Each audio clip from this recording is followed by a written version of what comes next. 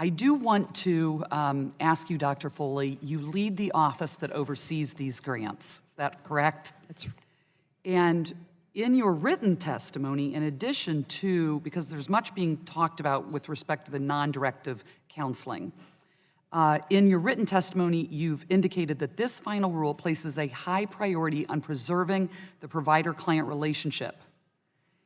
And the regulation permits, but does not require, non-directive pregnancy counseling, including non-directive counseling on abortion. Is that correct? That is correct. And that's what you've said today.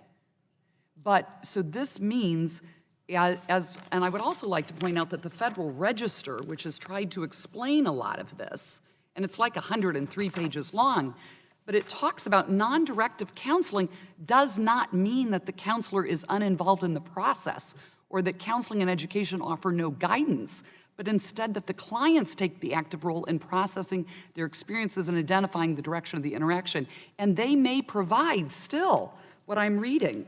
A Title X provider may provide a list of licensed, qualified, comprehensive primary health care providers, some of which may provide abortion. Is that correct?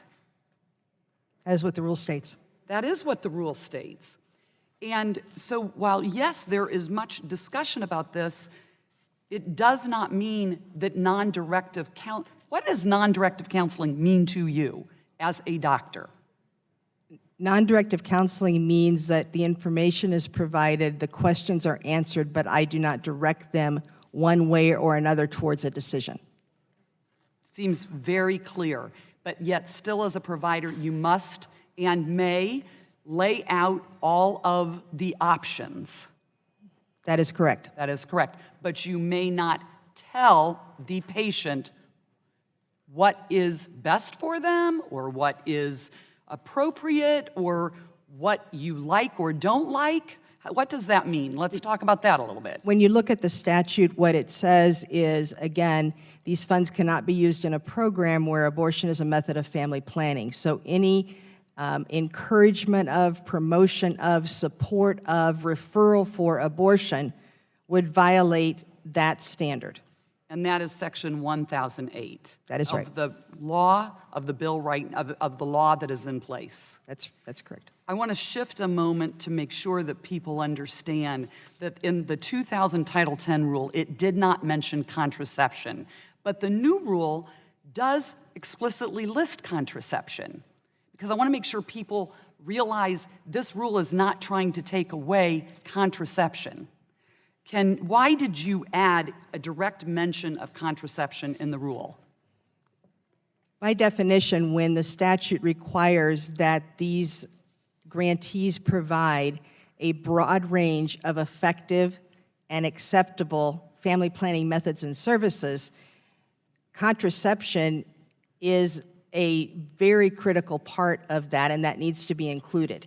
And it was to clarify the fact that the intent of the department was not to remove contraception as an option for the women and men, adolescents that are seeking that.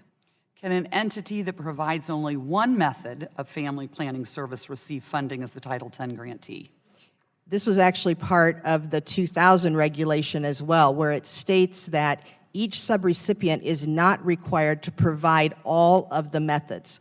However, within a project, all of those must be provided. So this has been something that has been in place since the 2000 regulation was in place, and this has just been continued into the new regulation. And how do you and your department that is overseeing this entire project and the grantees, how do you determine whether or not they have provided a broad range of family planning methods?